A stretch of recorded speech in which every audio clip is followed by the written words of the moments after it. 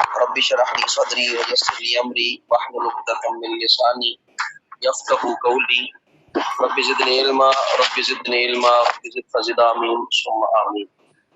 اللهم صل على سيدنا ومولانا محمد بعدد كل ذرة مئة ألف مرة وعلى آله وأزواجه وآبائه وصحبه وبارك وسلم وصل عليه. السلام علیکم ورحمۃ اللہ وبرکاتہ. آج پیج نمبر 21 سے تھرڈ لاسٹ کوشچن ہم نے کرنا ہے کہ ایک شخص نے اقامت کی نیت کی مگر اس کی حالت بتاتی ہے کہ 15 دن نہ ٹھہرے گا.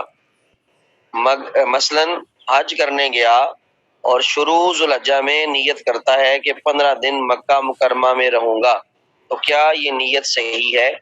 یہ نیت بالکل بیکار ہے، کیونکہ جب حج کا ارادہ ہے تو عرفات اور مینا کو تو ضرور جائے گا، پھر اتنے دن مکہ معظمہ میں کیوں کا ٹھہر سکتا ہے؟ تو ہاں، مینا سے واپس آ کر اگر نیت کرتا ہے تو درست ہے، کیونکہ جب وہ یہاں سے جائے گا کہ جی میں 15 دن مکہ میں ٹھہروں گا، تو یہ نیت جو ہے وہ باطل ہو جائے گی، اس کا اعتبار نہیں ہوگا، کیونکہ حج کے دوران اسے صفا و مروہ پہ جانا پڑتا ہے. اب وہ مقیم نہیں ہوگا بلکہ وہ مسافر والی ہی نماز ادا کرے گا.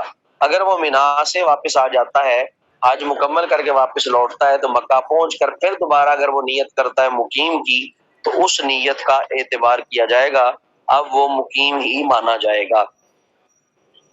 اس کے بعد سیکنڈ لاسٹ کویسچن ہے، ایک شخص کہیں گیا، اس کا وہاں 15 دن ٹھہرنے کا ارادہ نہیں، مگر جس کے ساتھ واپس آنا چاہتا ہے اس کا 15 دن ٹھہرنے کا ارادہ ہو، تو یہ مقیم ہے یا مسافر؟ مثلا 2 بھائی جاتے ہیں، ایک بڑا اور ایک چھوٹا. بڑے بھائی کا ارادہ نہیں ہے کہ وہ 15 دن ٹھہرے، لیکن چھوٹے کا ارادہ ہے کہ وہ 15 دن ٹھہرے. دونوں نے آنا ہے واپس اکٹھے، تو اب جو ہے وہ بڑا بھائی مقیم ہوگا یا مسافر ہوگا؟ تو اس کا مسئلہ یہ ہے کہ اگر اس کا ارادہ ٹھہرنے کا نہیں مگر پھر بھی مقیم ہے، لہذا پوری نماز پڑھے گا، کیونکہ جس کے ساتھ اس نے آنا ہے، جس کے ساتھ ہی آنا چاہتا ہے وہ مقیم ہے، تو اسی وجہ سے اس کی نیت کا اعتبار ہوگا، بڑے بھائی کی نیت کا اعتبار نہیں ہوگا، کیونکہ بڑے بھائی نے تو 15 دن سے کم کی جو ہے وہ نیت کر رکھی تھی کہ 15 دن سے کم جو ہے وہ میں نہیں رکوں گا، لیکن چھوٹے بھائی کا ارادہ تھا کہ 15 دن رکے. تو اب چھوٹے بھائی نے بڑے کے ساتھ جانا ہے، بڑے نے چھوٹے کے ساتھ واپس جانا ہے، تو اب جو ہے وہ چھوٹے کی نیت کا اعتبار ہوگا. اس کے مطابق کیا ہوگا؟ پھر چھوٹا اگر مقیم ہے تو بڑا بھی مقیم ہوگا، چھوٹا مسافر ہے تو بڑا بھی مسافر ہوگا. یہ 2 سوال پڑھے ہیں، ان کی سمجھ آ گئی یا نہیں آئی تو بتائیں.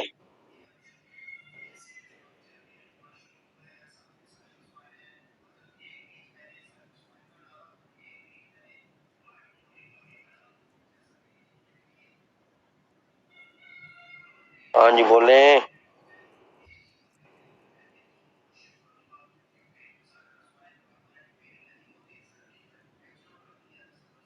بولیں بولیں شاباش.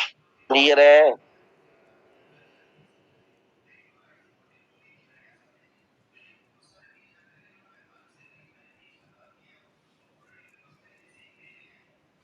جی.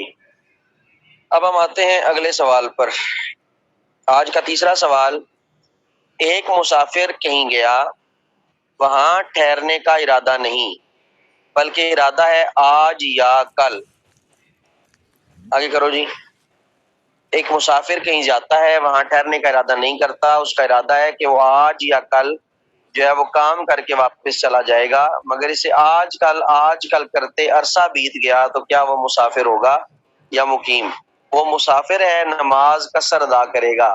مثلا میں یہاں سے پنڈی جاتا ہوں جی اپنے کسی کام کے سلسلے میں، میں کہتا ہوں جی اگر کام ہو گیا تو واپس آ جاؤں گا. کرتے کرتے میرا وہاں پہ مہینہ گزر گیا، اور میں روز یہی کہتا ہوں کہ کام ہو گیا تو کل واپس آ جاؤں گا، کام ہو گیا تو کل واپس آ جاؤں گا. میرا پورا مہینہ گزر گیا، حالانکہ مجھے مقیم ہو جانا چاہیے تھا، لیکن میری جو نیت تھی جس کے اندر تذبذب تھا کہ کام ہو گیا تو میں چلا جاؤں گا، اس تذبذب کی وجہ سے اور اس کم مقدار کی نیت کرنے کی وجہ سے میں مسافر ہی رہوں گا، میں قصر نماز ادا کروں گا، یعنی 4 کے فرائض کی جگہ پر 2 فرض جو ہے وہ ادا کیا کروں گا. تو یہ جو ہے وہ آپ کا تیسرا مسئلہ جو ہے وہ واضح ہوتا ہے. چوتھا، مسلمانوں کا لشکر میدان جنگ میں مسافر ہے یا مقیم؟ وہ مسلمان جو میدان جنگ میں ہے، وہ لڑ رہے ہیں، وہ مسافر ہے یا مقیم؟ مسافر ہے، اگرچہ وہاں 15 دن رہنے کی نیت کر لے، لہٰذا نماز قصر پڑے۔ تو جتنے بھی یہ جنگجو ہیں، جنگ میں جانے والے ہیں، اگر یہ وہاں پر رہائش کا 15 دن کا ارادہ اور نیت کر لے تو اس صورت میں یہ جو ہے وہ مانے جائیں گے مسافر ہیں، اور نماز جو ہے وہ قصر پڑھیں گے۔ ٹھیک ہے، کہ جا کے وہ 15 کی نیت کر بھی لیتے ہیں تب بھی جو ہے انہوں نے کیا پڑھنی ہے؟ قصر، کیونکہ وہ حالت جنگ میں ہے۔ مسلمانوں کے لشکر نے کفار کے قلعہ کا محاصرہ کر لیا اور معلوم نہیں کہ کتنا اور عرصہ محاصرہ جاری رہے گا، تو کیا جو مسلمان ہیں قلعے کے اندر وہ مسافر ہیں یا مقیم؟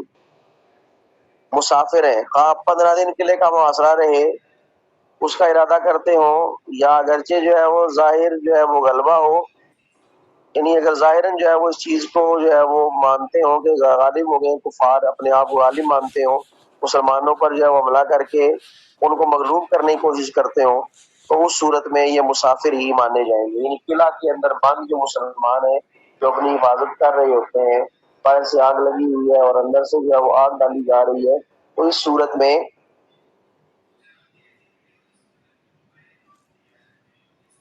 یہ میں نے آخری جو 2 جملے بولے کیا بولے ہیں؟ ادھر ریپیٹ کریں 1 منٹ۔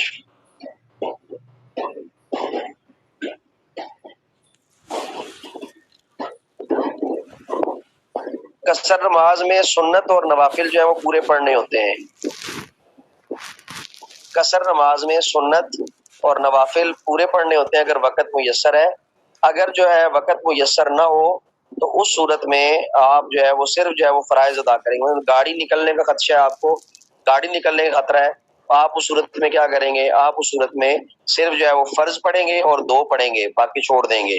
اور اگر وقت جو ہے وہ میسر ہے، گاڑی نکلنے کا خطرہ نہیں ہے، تو وہ صرف جو ہے وہ آپ فرض کی قصر کریں گے، باقی نماز آپ کی جو ہے وہ پوری ہوگی۔ سنتے 4 پوری پڑھیں گے، 2 سنتے آپ اس طرح پوری ادا کریں گے۔ اس کے بعد اگر اپنے ہی ملک میں یعنی دارالاسلام نے باغیوں کا محاصرہ کرے تو مقیم ہے یا مسافر؟ یعنی کسی نے بغاوت کر دی ہے، کسی گروہ نے، کسی مسلح گروہ نے بغاوت کر دی اور ان کا محاصرہ کر لیا گیا ہے، فوج نے کر لیا ہے، پولیس نے کر لیا ہے، مجاہدین نے کر لیا ہے۔ محاصرہ اگر کر لیتے ہیں تو کیا وہ مقیم ہے یا مسافر ہے؟ تو جن کا محاصرہ کیا گیا ہے، جو محاصرہ کر رہے ہیں، وہ سارے جو ہیں وہ مسافر ہیں، مقیم نہیں ہیں۔ یعنی اپنے ہی ملک میں رہتے ہوئے بھی وہ کیا ہیں؟ مسافر رہیں گے، مقیم نہیں مانے جائیں گے، کیونکہ اب حالت جنگ ہے۔ تو حالت جنگ میں جو ہے وہ کوئی پتہ نہیں کیا ہونے والا ہے یا کیا ہو سکتا ہے، اسی لیے ان کو جو ہے وہ مسافر مانا جائے گا۔ یہ قصر نماز پڑھیں گے، نماز میں آسانی دی گئی ہے۔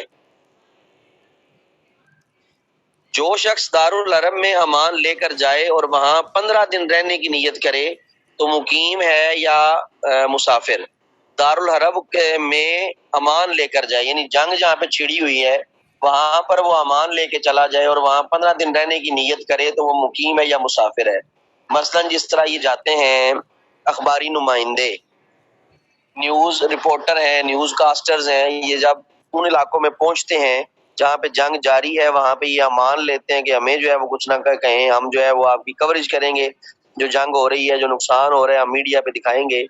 تو اس صورت میں وہ دارالحرم پہنچے ہیں اور وہاں پر امان لے لیتے ہیں اور پھر 15 دن کی نیت کر لیتے ہیں کہ ہم 15 دن رہیں گے، تو اس صورت میں وہ جو ہے وہ مقیم مانے جائیں گے، مسافر نہیں مانے جائیں گے، کیونکہ اب ان کو امان دے دی گئی ہے، اب ان کے لیے انسرٹن کنڈیشن نہیں ہے جس طرح باقیوں کے لیے موجود ہوتی ہے۔ اس کے بعد دارالحرم کا رہنے والا وہیں مسلمان ہو گیا، کفار اس کے مار ڈالنے کی فکر میں ہوئے تو وہاں سے 3 دن سفر کی نیت سے بھاگا تو نماز قصر پڑے گا یا پوری پڑے گا؟ مثلاً ایک آدمی دارالحرم میں اسلام قبول کرتا ہے اور اپنے کافر ساتھیوں سے بھاگ جاتا ہے اور کافر ساتھی اسے مارنے کا ارادہ رکھتے ہیں اور وہ وہاں سے بھاگتا ہے، اور بھاگتا بھی اس طرح ہے کہ 3 دن سفر کی جو ہے وہ نیت کر لیتا ہے، تو کیا وہ قصر پڑے گا یا پوری پڑے گا؟ اب اس کا حکم یہی ہے کہ وہ قصر پڑے گا کیونکہ وہ مسافر ہے۔ اگر کہیں راستہ میں 1-2 ماہ کے لیے چھپ گیا ہے تب بھی وہ قصر پڑے گا، یعنی انسرٹن کنڈیشن ہے اس کے لیے، سروائیول اس کا مشکل ہے، انسرٹنٹی کی وجہ سے وہ جو ہے وہ یہاں پر بھی قصر پڑے گا، بے شک 1 مہینہ ہی چھپا رہے، 2 مہینے چھپا رہے، وہ جو ہے وہ قصر ہی جو ہے وہ ادا کرے گا، قصر کے ساتھ نماز پڑھے گا۔ اگر اسی شہر میں چھپ جائے جہاں رہتا تھا تو پھر کیا، پھر بھی مسافر ہوگا، پر اپنے شہر میں چھپ جاتا ہے، ٹھیک ہے، تو 3 دن کا نیت نہیں کرتا، 3 دن کے سفر کی نیت نہیں کرتا، اپنے شہر میں چھپ جائے تو کیا وہ مقیم ہوگا یا مسافر ہوگا؟ تو وہ مقیم مانا جائے گا، پوری نماز پڑھے گا، کیونکہ وہ اپنے شہر میں موجود ہے اور اس وقت اس پر جو ہے وہ قصر کے جو ہے وہ احکامات نازل یا قصر کے احکامات اس کے اوپر ثابت نہیں ہوں گے۔ تو یہ چند سوالات ہیں جو ہم نے یہاں پہ کیے ہیں، تو یہاں تک جو ہے وہ اکتفا کیا جاتا ہے۔ اگر کوئی سوال آپ کا اس حوالے سے ہے تو کریں، ورنہ سیشن کو ہم کلوز کرتے ہیں کیونکہ اذان ہونے والی ہے۔ بولیں شابش۔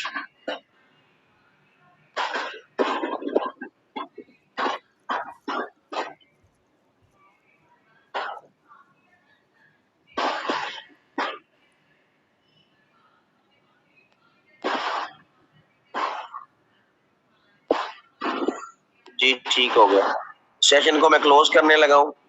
تو ان چیزوں کو سمجھنا بھی ہے، آپ نے یاد کرنے کی کوشش کرنی ہے۔